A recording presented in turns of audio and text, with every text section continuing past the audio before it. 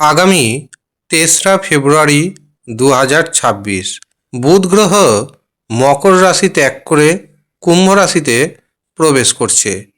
কুম্ভ রাশিতে এই বুধ গ্রহ প্রবেশ করে ৩ রাশির ব্যবসাতে এবং ফাটকাতে হঠাৎ অর্থপ্রাপ্তি ঘটাবে। নমস্কার, আমি জ্যোতিষী এডি শাস্ত্রী। মডার্ন সায়েন্টিফিক অ্যাস্ট্রোলজিতে আপনাদের স্বাগত জানাই। অর্থের কারক গ্রহ, ব্যবসার কারক গ্রহ, বুদ্ধির কারক গ্রহ, শেয়ার মার্কেট এবং ব্যাংকিং সেক্টরের কারক গ্রহ বুধ মকর রাশি ত্যাগ করে প্রবেশ করছে কুম্ভ রাশিতে এবং এই কুম্ভ রাশিতে বুধ গ্রহ অবস্থান করবে ২৬ দিন। কাজেই এই সময়ের মধ্যে ৩ রাশির জাতক এবং জাতিকাদের ব্যবসা ক্ষেত্রে চরম উন্নতি লক্ষ্য করা যাবে। এর পাশাপাশি হঠাৎ করে ফাটকাতে অর্থ এনে দিবে বুধ গ্রহ, কারণ বুধ কুম্ভ রাশিতে প্রবেশ করছে এবং এই কুম্ভ রাশিতে আগে থেকে অবস্থান করছে রাহু।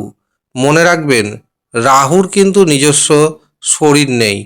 রাহু যেই গ্রহের সাথে অবস্থান করে সেই গ্রহের শরীর ধারণ করে। এই সময় রাহু বুধের শরীর ধারণ করবে, যার কারণে বুধ এবং রাহু ৩ রাশিকে করবে কোটিপতি। প্রথম যে সৌভাগ্যশালী রাশির নাম উঠে আসছে সেটি হলো মেষ রাশি। মেষ রাশির একাদশভাবে অবস্থান করবে বুধ গ্রহ এবং রাহু। কাজেই যেই সমস্ত মেষ রাশির জাতক এবং জাতিকারা দীর্ঘদিন ধরে কর্মপ্রাপ্তির জন্য চেষ্টা করছেন, এই সময় হঠাৎ করে কর্মপ্রাপ্তি ঘটে যাবে। যাদের কাজ চলে গেছে তারা পুনরায় কাজ পাবেন। এছাড়াও যাদের প্রমোশন আটকে আছে, হঠাৎ করেই আপনার কিন্তু কর্মক্ষেত্রে প্রমোশনের সুযোগ আসবে। শেয়ার বাজার থেকে, ফাটকা থেকে প্রভূত পরিমাণ অর্থ উপার্জন করতে আপনি সক্ষম হবেন। শুধুমাত্র দেখে নিন আপনার যে ব্যক্তিগত জন্মছক অথবা আপনার যে হস্তরেখা, সেখানে যেন বুধের অবস্থান শুভ থাকে। এই সময় মেষ রাশির জাতক এবং জাতিকাদের সন্তান সুখ আসবে। তবে যারা প্রেম সম্পর্কে রয়েছেন তাদের একটু সচেতন থাকতে হবে, নচেত তৃতীয় পক্ষের কারণে আপনাদের প্রেম সম্পর্ক নষ্ট পর্যন্ত হয়ে যেতে পারে। এর পাশাপাশি এই সময় ভ্রমণের যোগাযোগ আসবে। দীর্ঘদিন ধরে যারা একাকিত্বের যন্ত্রণায় রয়েছেন তাদের জীবনে আসতে চলেছে নতুন প্রেম। বিদ্যার্থীদের জন্য সময়টি যথেষ্ট শুভ যাবে। দ্বিতীয় যে রাশির নাম পাচ্ছি সেটি হলো মিথুন রাশি। এতদিন মিথুন রাশির অধিপতি কারক গ্রহ বুধ অষ্টমভাবে অবস্থান করেছিল। এবার অষ্টম ভাব ত্যাগ করে প্রবেশ করবে নবম ভাবে। কাজেই এই সময় মিথুন রাশির জাতক এবং জাতিকাদের মান সম্মান বৃদ্ধি পাবে, ভাগ্যের পরিপূর্ণ সমর্থন পাবেন। যে সমস্ত কাজ আটকে ছিল, যে সমস্ত কাজে বারংবার বাধাপ্রাপ্ত হয়েছেন, এবার সেই সমস্ত কাজ হতে শুরু হবে। যারা ব্যবসা বাণিজ্য করছেন, ব্যবসাতে নতুন নতুন যোগাযোগ আসতে চলেছে, আর এই নতুন নতুন যোগাযোগ আপনার অর্থনৈতিক উপার্জনকে অনেকটাই বাড়িয়ে দিবে। ফাটকা থেকে, শেয়ার বাজার থেকে হঠাৎ করে এসে যেতে পারে বড় অ্যামাউন্টের অর্থ।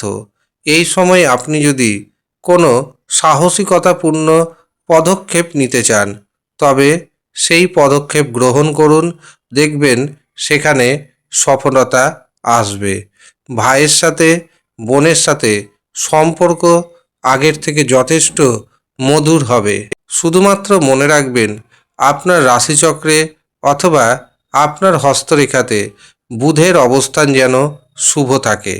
বুধের অবস্থান যদি শুভ থাকে, এই সময় আপনি দারুণভাবে বেনিফিট পাবেন। তৃতীয় এবং শেষ যে রাশির নাম জানাবো সেটি হলো তুলা রাশি। তুলা রাশির পঞ্চমভাবে অবস্থান করছে এই বুধ গ্রহ। কাজেই এই সময় দেখবেন সন্তান সুখ আসবে। সন্তানের কারণে যে মানসিক দুশ্চিন্তা ছিল, সেই মানসিক দুশ্চিন্তা কিছুটা হলেও কমছে। প্রেমে রোমান্টিকতা বাড়বে। যারা দীর্ঘদিন ধরে একাকী অবস্থায় রয়েছেন, তাদের জীবনে নতুন প্রেম আসবে। এর পাশাপাশি যাদের বিবাহের জন্য পাত্রপাত্রী সন্ধান করছেন, উপযুক্ত পাত্রপাত্রীর সন্ধান পাবেন। এমনকি বিবাহের দিনক্ষণ পর্যন্ত ঠিক হয়ে যাবে। এই সময় আপনি যে কাজে হাত দিবেন, সেই কাজে সাকসেস পাবেন। আটকে থাকা কাজকর্ম হয়ে যাবে। শেয়ার বাজার থেকে, ফাটকা থেকে আপনার হাতে এসে যেতে পারে হঠাৎ করেই বড় অ্যামাউন্টের অর্থ। ব্যবসাতে অগ্রগতি প্রাপ্ত হবে। এমনকি এই সময় আপনার মান সম্মান, খ্যাতি সমাজে বৃদ্ধি পাবে। তবে শর্ত একটাই, আপনার যে রাশিচক্র বা আপনার যে হস্তরেখা, সেখানে বুধের অবস্থান শুভ থাকা চাই। কিন্তু যদি দেখেন আপনি এই 3 রাশির মধ্যে পড়ে যাচ্ছেন, তা সত্ত্বেও আপনার জীবনে উন্নতি আসছে না, তখন জেনে নিতে হবে আপনার যে রাশিচক্র বা আপনার যে হস্তরেখা, সেখানে অশুভ কোনো না কোনো গ্রহের দোষ রয়েছে। তখন সেই অশুভ গ্রহের দোষ আপনাকে খণ্ডন করতে হবে।